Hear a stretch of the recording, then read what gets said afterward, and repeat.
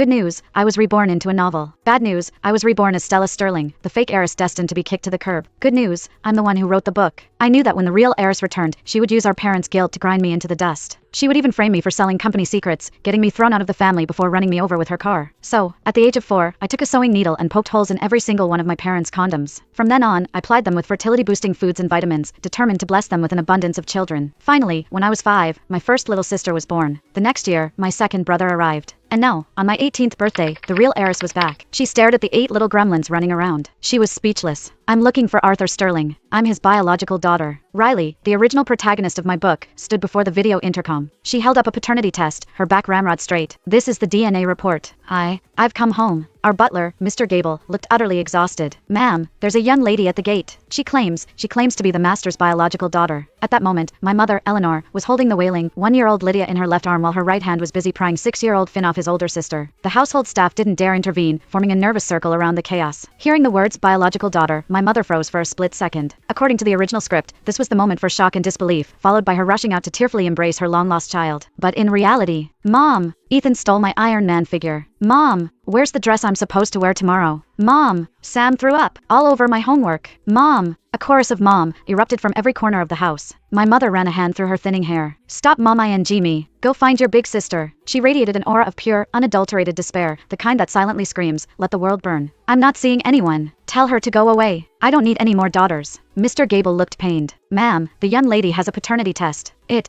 looks authentic. My mother scratched her head in frustration. I watched from the second-floor landing, trying to stifle a laugh. In the original story, I was the villainous fake heiress. As the only daughter, I was spoiled rotten before the real heiress came back. After Riley's return, guilt and blood ties made her the new family favorite. But now, when my older brother, Ethan, was born, my parents wept with joy and consulted astrologers for his name. When Riley was born, in the original timeline, they were thrilled to have a son and a daughter. When my third sibling, Maya, was born, my parents had faint smiles, thinking it would be nice for the girls to grow up together. By the time Finn was born, number 6, my mother had decided to get her tubes tied. I talked her out of it. With the 7th, 8th, and 9th, my parents' faces grew darker with each birth. When Lydia, the 10th, was born, my mother had finally had enough and booked the surgery. My father, after finishing a shortbread cookie, casually named the baby Cookie. To my mother, another child wasn't a pleasant surprise. It was a horror story. Ma'am, the report. Mr. Gable ventured. I don't want to see it. Just leave it there, my mother snapped, not even looking up. Just get Lydia to stop crying. Oh, for heaven's sake, you little monster, please stop. You're giving mommy a migraine. She frantically bounced Lydia in her arms, humming a nursery rhyme. As for the real heiress at the gate, clutching her DNA report and waiting for a heartwarming family reunion, nobody had the time. I strolled down the stairs, took the tablet from Mr. Gable, and glanced at the security feed. On screen, Riley was still holding her defiant pose. After a long wait, her expression had shifted to one of impatience and confusion. A small smile played